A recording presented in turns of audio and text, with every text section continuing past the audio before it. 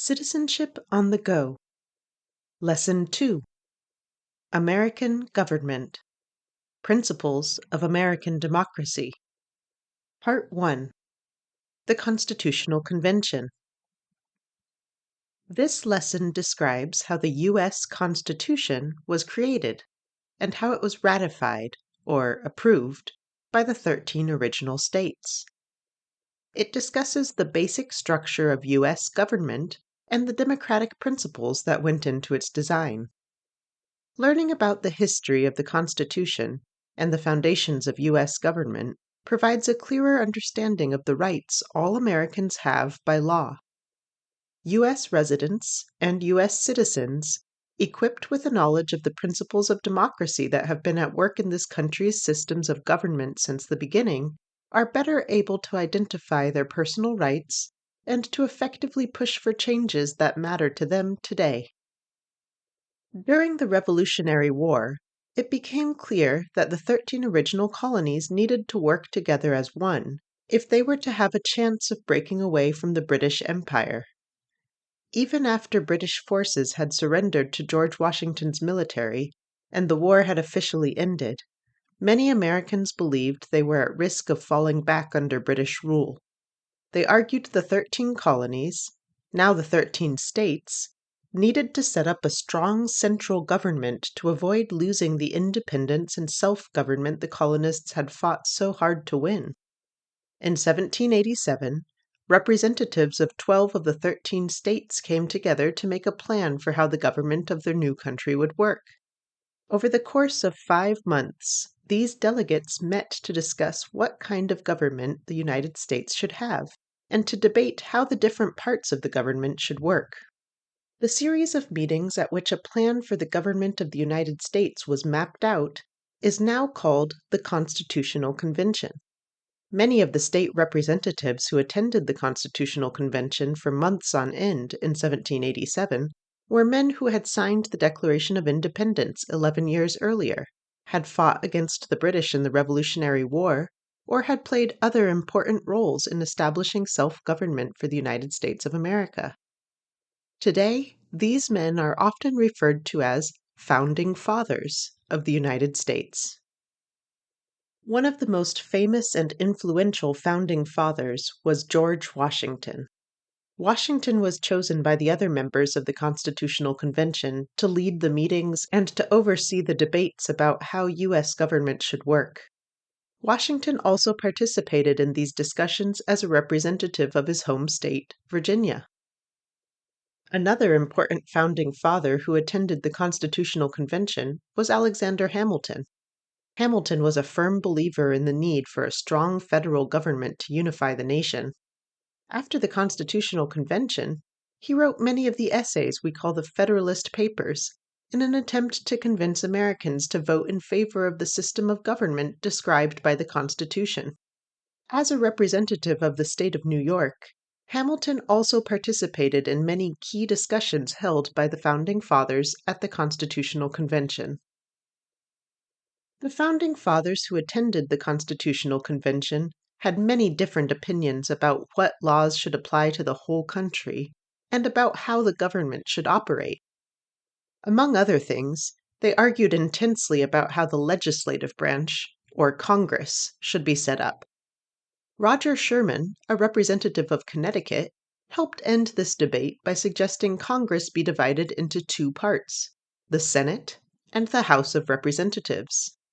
Sherman proposed that each state, no matter how large or how small, be assigned 2 senators apiece, while the number of representatives a state was allowed in the House be determined by the state's population. The system Sherman proposed is still in use today. After many debates and deliberations, the members of the Constitutional Convention settled on a plan for U.S. government most of the delegates found acceptable.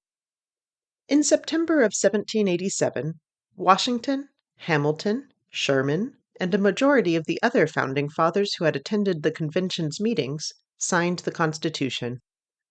This important document is still the supreme law of the land in the United States. All the people living in every state and territory of the U.S. must obey the Constitution. State governments cannot make laws that go against the Constitution. Since the Constitution is what sets up the government, it also defines the responsibilities and powers of the President, senators, representatives, judges, and other members of U.S. government. New U.S. citizens take an oath promising to uphold and defend the Constitution. Civics test question. What happened at the Constitutional Convention? What happened at the Constitutional Convention? The Constitution was written. At the Constitutional Convention, the Constitution was written. We call the people who originally set up the U.S. government founding fathers, so another way this question could be answered is by saying that the founding fathers wrote the Constitution. Civics test question. When was the Constitution written? When was the Constitution written? 1787. The Constitution was written over the course of several months in the year 1787. Civics test question. There were 13 original states. Name 3. There were 13 original states. Name 3. Virginia, New York, and Connecticut. At the Constitutional Convention, Washington was a representative for the state of Virginia, Hamilton was a representative for the state of New York, and Sherman was a representative for the state of Connecticut. Representatives were also present from most of the other 13 original states, including North Carolina, South Carolina, and Pennsylvania. The oldest of the founding fathers to attend the Constitutional Convention in 1787 was Benjamin Franklin. Franklin participated in the convention as a representative for the state of Pennsylvania. Because he was older and more experienced than the other delegates, many of them looked up to him. On several occasions when arguments about how U.S. government should work grew heated, Franklin was able to step in and help both sides calm down and come to a compromise. Franklin is also remembered for many other things he did to support the United States in the early years of American independence. Franklin was a U.S. diplomat. As a diplomat, he helped the U.S. establish international alliances and keep the 13 original states on good terms with France and other nations. Franklin was also the first Postmaster General. He contributed to making the U.S. postal system what it is today. Another thing Franklin is famous for is starting the first free libraries. Franklin believed that it was important for all Americans to be educated, no matter their economic class. Free libraries were a way to give everyone, no matter how rich or how poor, the chance to learn. Civics test question.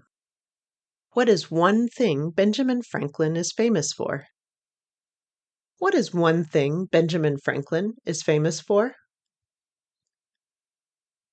Franklin was a U.S. diplomat. He's also famous for being the oldest member of the Constitutional Convention, for serving as the first Postmaster General of the United States, for being the writer of Poor Richard's Almanac, and for being the person to start the first free libraries in the USA.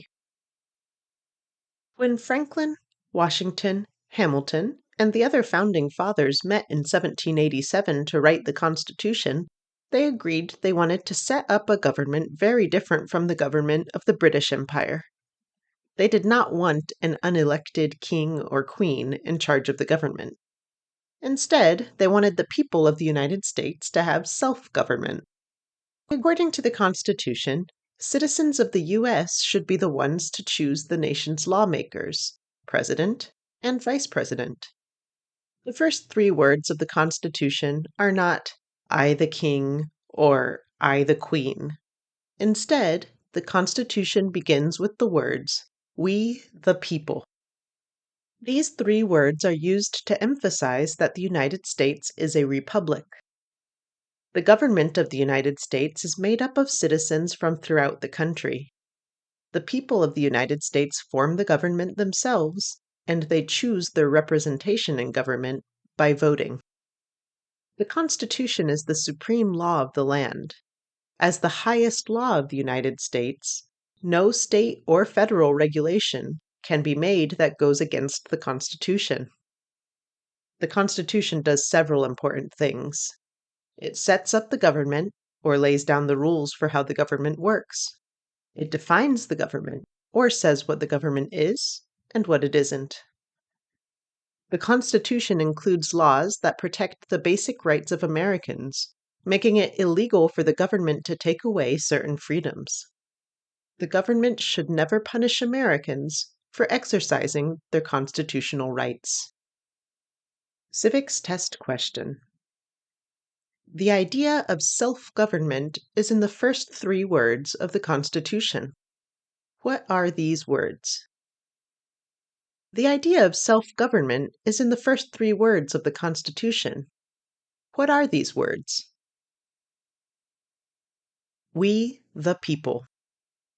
The U.S. Constitution begins with the 3 words, we, the people, emphasizing that the United States is a republic, not a monarchy. The Constitution says the people of the United States have the right to self-government. Civics test question. What is the supreme law of the land? What is the supreme law of the land? The Constitution. The U.S. Constitution is above all other laws in the United States. It is the supreme law of the land. Civics test question. What does the Constitution do? What does the Constitution do? Sets up the government. The Constitution sets up the U.S. government, and it defines the government. It also protects basic rights of Americans.